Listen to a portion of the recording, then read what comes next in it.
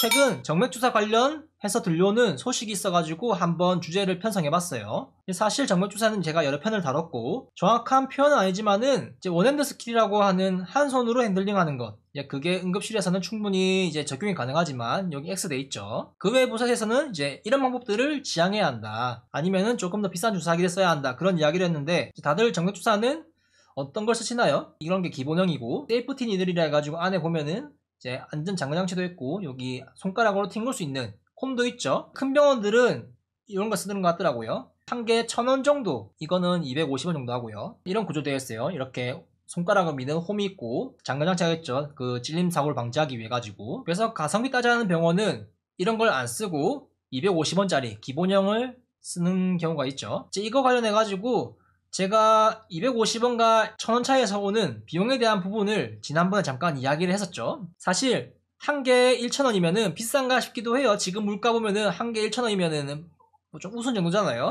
하지만 이게 쌓이면은 진짜 큰 비용들이에요. 제가 응급실에서 일했을 때 최소 2만 번 이상은 주사를 한 것 같아요, 환자에게. 그래서 만약에 이거를 기반으로 제가 쓴 주사 값만 해도 이제 한 번만에 성공했을 경우 250원 기준 2만 회라고 하면은 500만 원을 썼을 거고요. 4년 동안. 만약에 내 비싼 그 1,000원짜리 주사를 썼다고 하면은 제가 4년 동안 주사만 2천만 원치를 썼겠죠. 한 번만에 못하고 두 번에 성공했다, 한 번 실패했다, 그러면 주사를 2개 쓰겠죠. 그럴 경우에는 기본형 같은 경우에 1,000만 원, 이제 내 비싼 경우에는 4천만 원 쓰는 거죠. 저 혼자 쓴 비용을 추산하면은 이런 거고요. 간호사 모두를 하게 된다면은 주사 비용은 진짜 커요. 250원짜리라고 하더라도 대충 1년마다 간호사 1인 주사침 소모값이 한 번만에 성공을 가정한다면은 기본형은 간호사 1인당 120만 원 정도를 쓰는 거고요. 주사값만 해서. 고급형을 쓴다고 하면은 500만 원 이상을 간호사 혼자서 지출하는 이제 그런 부분이 있겠죠. 응급실이라서 많이 쓴 부분도 있을 거예요. 그런데 이제 최근에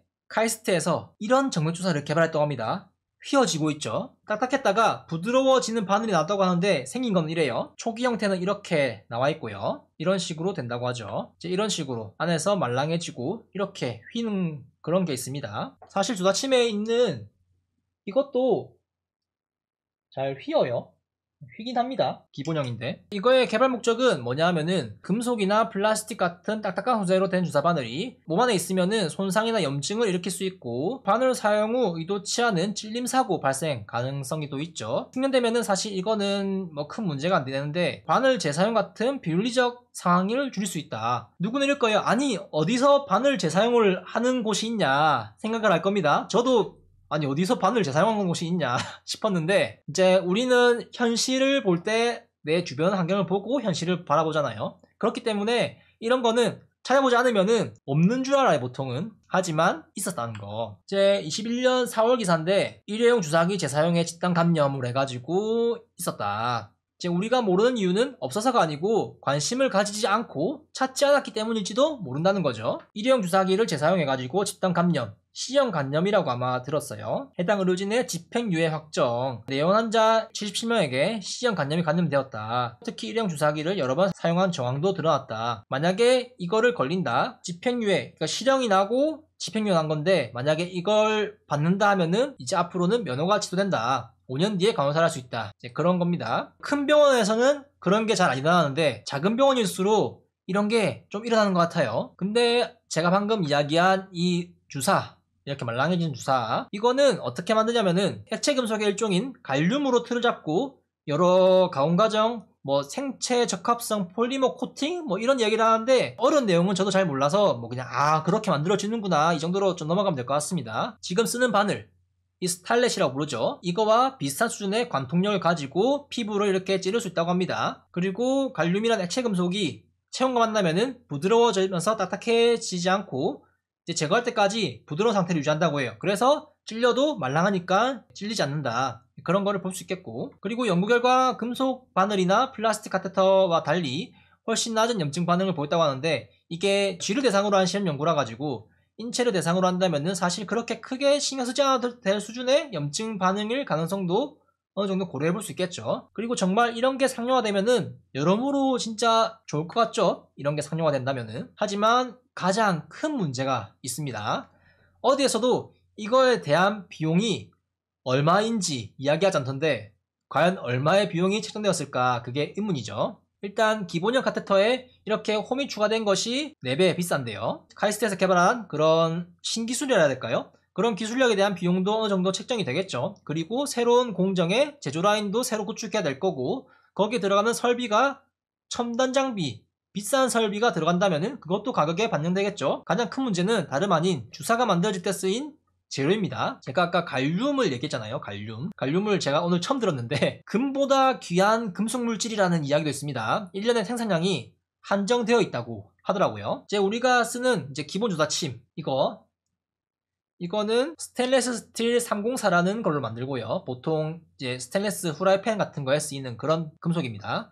카이스트에서 만든 거는 갈륨을 쓴다고 합니다. 그래서 갈륨의 생산량이 어떠냐? 21년 생산량이 전 세계에서 430톤밖에 안 나온다고 합니다. 하지만 이제 비교군으로 20년에 세계에서 금은 얼마나 나오냐? 3,300톤 넘게 금이 나온다.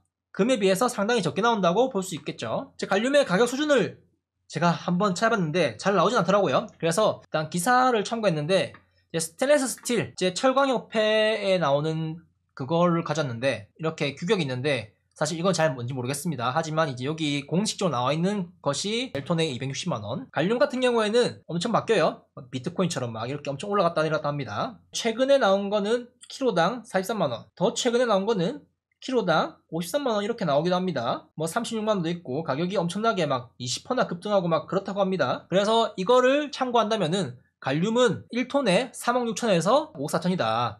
엄청난 차이죠. 원자재 값이 1kg로 환산하면은 2,600원 대 36만원에서 54만원. 10g은 얼마일까? 이 주사 만드는데 10g은 들어갈까요? 10g보다 더 적게 들어가겠죠. 이제 10g으로 보면은 26원. 이제 갈륨 같은 경우에는 3,600원에서 5,400원. 그래서 갈륨이 얼마나 비싼 거냐 보면은 이제 골드바가 1kg에 이제 9,800만원 내외 1억 정도 하는데 이제 금에 비해서는 생산량이 작은데 그렇게 비싸진 않네요.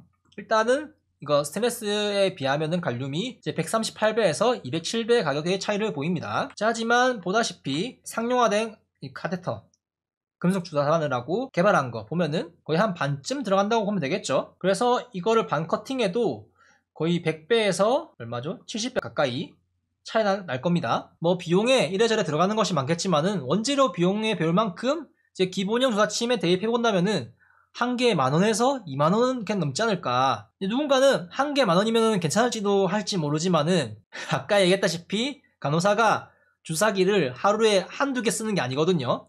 실패하는 것도 감안해야 되죠. 그런 비용을 감당해낼 수 있을까? 주사기 하나에 10,000원, 20,000원 한다면은 상당히 비쌉니다. 진료비가 미친듯이 많이 나올 거예요. 하지만은 앞으로 이제 10년 뒤면은 어떻게 될지 몰라요. 컴퓨터나 휴대폰, 뭐 TV나 여러 가전기기 10년 전과 10년 후를 비교해봤을 때 10년 전이면은 진짜 1,000만원 넘는 그런 수준의 장비를 10년이 지난 시점에는 보급형으로 내놓는 그런 기술의 발전이 있는 만큼 추후에는 어떻게 될지 모를 일이죠. 최근에 소니 카메라 같은 거 새로 나온 카메라 같은 경우에는 전문가용이라고 하던데 제 댓글 반응에는 와 기본 1,000만원 넘겠는데 이렇게 얘기하다가 800만원이라고? 어떻게 저게 800만원이지? 이런 반응도 있더라고요. 그렇게 이제 기술이 발전하다 보면은 과거에는 진짜 1,500만원 이렇게 막 하는 것들이 반값에 이렇게 풀리는 그런 순간이 있지 않을까 싶은데 이것도 나중에 미래에 어느 순간 되면은 이제 감당 가능한 수준의 가격대로 형성되지 않을까 그런 거를 기대해 볼 수 있겠죠. 만약에 상용화된다 해도 이제 막 G 실험 단계의 개발에 성공했고 뭐 인체 시험이나 이런 부분까지 간다면은 상당한 시간이 걸릴 것이기 때문에 아주 먼 미래의 일이 될 수도 있겠죠. 이제 이거 외에 온도 센서 탑재가 된다고 하더라고요. 뭐 환자의 심부 체온을 모니터링하는 것이 가능하다 하는데 뭐 A라인 같은 걸로 활용한다면은 가능할 수도 있겠죠. 하지만은 제 심부 체온 모니터링이 제 기억으로는 환자 감시 모니터, EKG 모니터라고 보통 하죠. 그거에 직장 모니터계 센서를 넣어가지고 계속 관찰하는 방법도 있었던 걸로 기억이 되고요. 저천유법 같은 경우에도 방광 체온이나 식도내 체온으로 이미 대안들이 있거든요. 그래서 이거는 뭐 크게 경쟁력 있는 아이템 아닌 것 같다. 그래서 뭐 가능성이 열려있으니까 생각지 못한 그런 부분에서 더 많은 활용이 될지도 모르겠어요. 일단은 신기술이 개발되어서 앞으로 발전 가능성은 무궁무진하다.